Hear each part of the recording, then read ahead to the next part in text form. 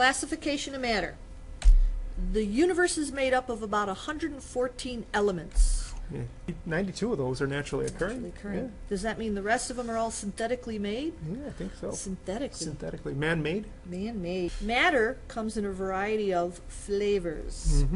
Like carbon-flavored, nitrogen-flavored. My favorite, gold. Gold-flavored? Yep. Gold flavor is nice. And basically, one of the things that we're looking for here is we want to come up with some way of organizing our understanding of these 114 elements, because it turns out you can arrange these 114 elements by themselves, or like we discussed before, you can turn them into compounds. So 114, being able to make compounds with 114 other elements, that's a lot of different ways to organize. Every compound on the face of the earth, everything I eat, drink, shampoo, soap, toothpaste, everything is made up of those elements, some of those elements in some way, shape, or form. Yep. There's only 92 of them that are naturally occurring. That's amazing, because there's an awful lot of compounds in the world. Yeah, there's sugar, there's toothpaste, there's mouthwash, and medicines, everything's foods, different. Yeah. Drink, you name it. They're just reorganized and Wow. deorganized in different ways. So one of the ways of organization is to talk about pure substances. A pure substance is one that's made up of similar particles, similar pieces. Those could be elements, or they could be compounds that are going to have similar properties. If it's elements, it's only going to contain one kind of atom. Some examples: gold, helium, neon. And we start getting into some funky stuff here. Oxygen, it turns out that 3 oxygen atoms can come together and form a molecule called ozone. If I had a whole sample of ozone of 3 oxygen atoms together, it's still a pure substance, because it's all the same elements. It's oxygen and oxygen and oxygen. Same thing if I'm talking about just oxygen gas. Pure oxygen gas is O2. Sometimes we refer to this as elemental oxygen. And there's one of those diatomics again. Yeah, it's diatomic. Let's see, what are the diatomics?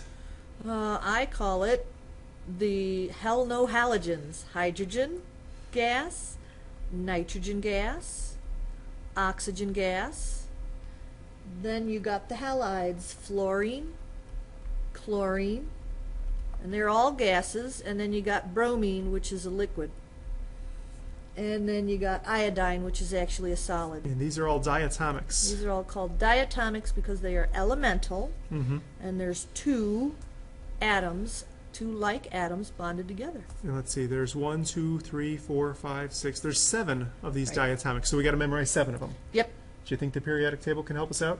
Yeah, because if you look at them on the periodic table, it forms kind of a 7. If you start at the hydrogen on the left and you draw a straight line, you pass through or just above nitrogen, oxygen, and then draw the line down, it looks like a 7.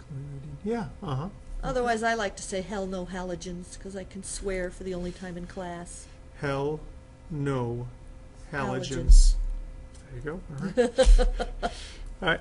Compounds, different from elements because they have more than one kind of atom. Sometimes we call compounds molecules. You can see here we've got some examples. Carbon dioxide, we've got carbon and oxygen atoms. Copper sulfates, we got copper, sulfur, and oxygen. Sugar, this is nice, that's sweet stuff. Yeah. We've got 6 carbons, 12 hydrogens, and 6 oxygens. Water, obviously a compound, hydrogen and oxygen. Aspirin, we got a lot of different compounds. Yeah. I think you were just alluding there's to tons, that. Yeah, there's tons and tons. Mixtures.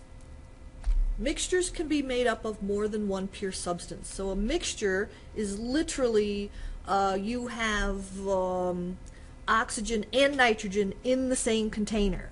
That is a mixture of 2 pure substances. So it is a mixture.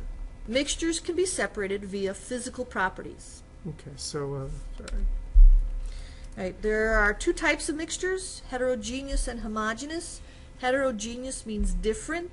That means that when you actually look at the mixture, you can see the different parts to it. You can see that it is not, it's not smooth throughout.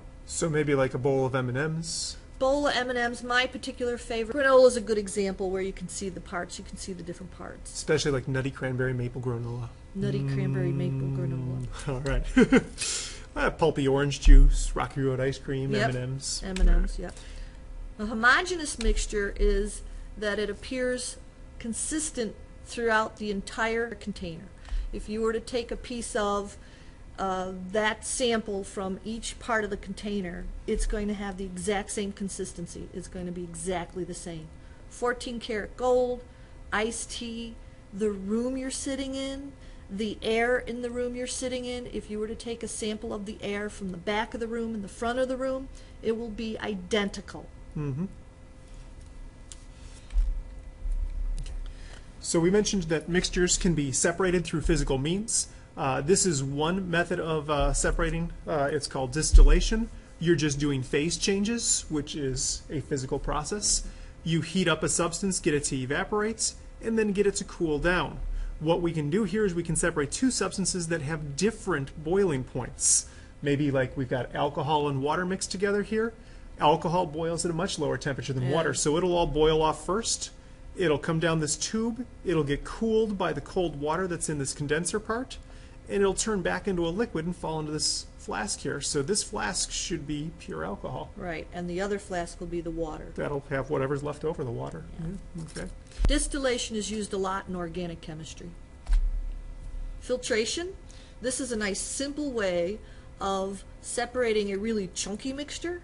Filtration is usually used to separate a solid from a liquid. The liquid that's in the Erlenmeyer is called the filtrate. And I just like to point this out. This is a heterogeneous Mixture, yeah. mixture up here, whereas the filtrate should be homogenous. Just to use the words that we already There you go. set up there. Chromatography is usually used in the ink business. It separates substances on the basis of differences in solubility in a solvent. Notice that on the far right, the blue ink molecule has a different solubility than the violet one. So it dissolved faster in the solvent than the violet one. Okay. And here's just a brief graphic organizer to show you what's going on here with classification of matter. All matter can be classified as matter. Some of it is a mixture, some of it is a pure substance. If it's a pure substance, then you can break it down into either elements or compounds. If it's a mixture, you could break it down into heterogeneous mixtures or homogeneous mixtures. Question of where do physical changes wind up being incorporated in this chart? Well, physical changes are between pure substances and mixtures. I could take two pure substances and just mix them together, and I've got a mixture suddenly. Yep. Right? Okay. Or you have a mixture and you can separate it into two pure substances by chromatography, distillation, or filtration. This is true. Okay. If you can do one forwards, you can go backwards. Chemical changes come in place between elements and compounds here. If I've got two types of elements, there are probably ways that I could take two types of elements and make them compounds. Probably any two elements I want, nearly on the periodic table, nearly any two elements. And I could also do the same thing. I could take compounds and I could break them down into elements. Now, when you're categorizing these things, please remember there's no crossover. There's no such thing as a heterogeneous element. It's a heterogeneous mixture or it's an element. There's no crossover between the left and the right. Mm-hmm. Here's a challenge for you. See if you can figure out whether these different types of matter are pure substances or mixtures. If it's a pure substance, tell me whether it's an element or a compound. If it's a mixture, tell me if it's heterogeneous or homogeneous. Press pause, figure it out, and when you press play, you'll see the answers.